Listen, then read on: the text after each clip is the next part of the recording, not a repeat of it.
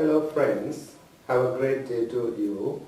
Today I am going to discuss about how to live in the present moment.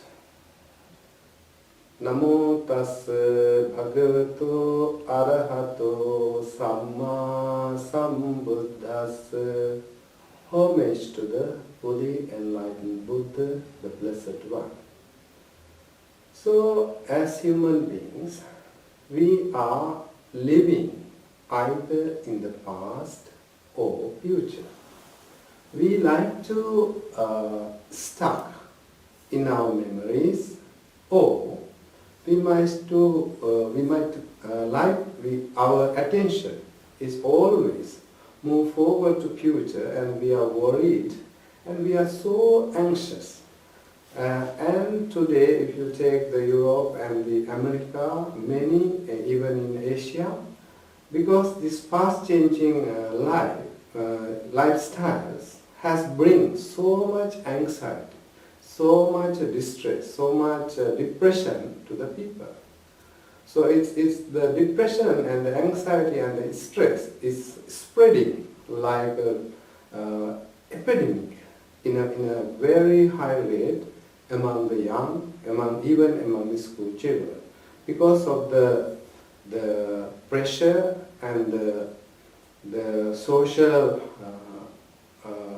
situation has created such enormous stress in the people. So Buddha said that in order to live in happy life for the monks, he gave a special mantra or a special teaching which is called live in the present moment and do not regret about what has happened in the past, and also do not worry or anxious about what is going to happen in future. Because when many people come to see the Buddha's disciples during the time of the Buddha, the monks were very, very happy. They are very radiant, very pleasant. So the people was thinking, why these monks are so pleasant, why these monks are so happy, so what makes them so happy? So it is very important to come into the present moment. So how can we live in the present moment? This is a very important problem, very important question we need to answer. So when we want to live in the present, there are two things. One is past.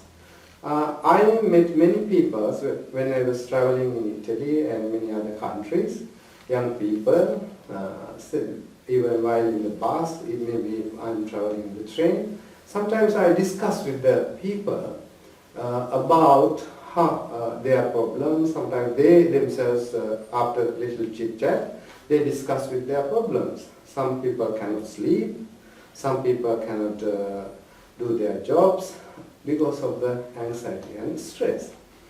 So, Buddha, when we were children, we are always taught our parents, what are you going to be in future? Maybe children saying, I'm going to be a doctor, I'm going to be an engineer, I'm going to be such and such. So from our childhood itself, we have a tendency to develop thinking about future so much.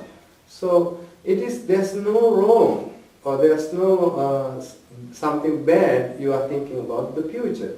The only thing, when you think about the future, if you are worried so much, that is the problem. That is the things we need to address. Then about the past, we also worried about things that has happened in the past. So Buddha said, because the time is an inevitable phenomenon, time is passing by. But in reality, we have conceptually we have the time about the past, and we think about the past, and we worry about the past. In actual fact, in the real, you think about the time, you cannot bring back the yesterday to today and correct your mistakes, or the mistakes you have done, or somebody has done any mistakes to you. You cannot go back to the past and make it correct. So to look at about the past, Buddha taught us to in three ways. First thing is to forgive our past. One is to forgive our past means we acknowledge our human conditions, that we are not perfect, we have so many shortcomings, and also the people we are associating are also have so much shortcomings and so many difficulties, so many problems. They are also under so much stress.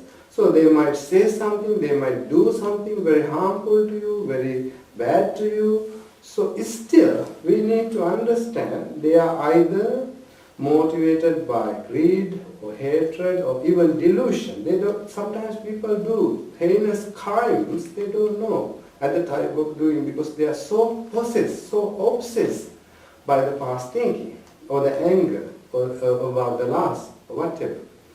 So we need to forgive for our past, our mistakes, for the mistakes of others. This is the one way to let go of our past. And also in Buddhism, Buddha never encouraged people to have a repentance. In Buddhism, what very important is to understand our mistakes, not to repent, but to acknowledge. Very important practice that I have done a mistake, I have done a wrong, you must acknowledge. And from there onwards, you must make a determination to reduce and prevent the recurrence of these faults, recurrence of these mistakes, recurrence of these crimes. This is the best way to come out from the past. And also, we need to we need to reflect our thoughts every day. So about future, when you have some problems about future, you are anxious. Recently, I met one person in some city in Italy. That person has house to live, that was rent, and that person is living with the mother, and her life is generally speaking quite well off, and she has not so much problem. But she's so worried so much about the future which has not come yet. Therefore, we need to look at how to deal with this situation. There are so many ways Buddha has prescribed. In the Satipatthana Sutta, Buddha has discussed 4 kinds of meditation. One is meditation on our body. So when you do meditation on our body, you can do walking meditation, you can do breathing meditation, whatever the posture you have, walking, sitting, lying down, chatting, going to the bathroom, cleaning the dishes or cleaning the clothes, whatever things you are doing, you must do it mindfully and also with good understanding what is going on in your mind. Most of the time we are living in a daydreaming. We don't know where we are. Maybe your body is in the kitchen, maybe your body is in the working place, but your mind has flight to the past or future. So in order to bring this monkey mind, this chattering inner mind, ceaseless chattering mind, we need to be aware of our mind. This is called in Buddhism Cittanupassana. Cittanupassana means you look at your thoughts and emotions through your mind. It's a very good skill that the mind has. No other equipment in the world does not have this quality. For example, now I am using this camera in order to record this sermon or this little talk. But the camera cannot record its picture itself. But the mind can reflect, mind can understand, mind can concentrate, mind can contemplate the thoughts arising in the mind. So Buddha says, the labeling your thoughts is very important. Just to know that I have anger, I have anxiousness, I have a depression, I have happiness, I have sadness. Whatever comes, whatever pops up in your mind, you need to see it like you are seeing it in the television or seeing it in the movie, you can see through your own mind the thought process, what is flowing in your mind. This is really important. This is, we can say, inner gatekeeper. We need inner gatekeeper. We always talk about security.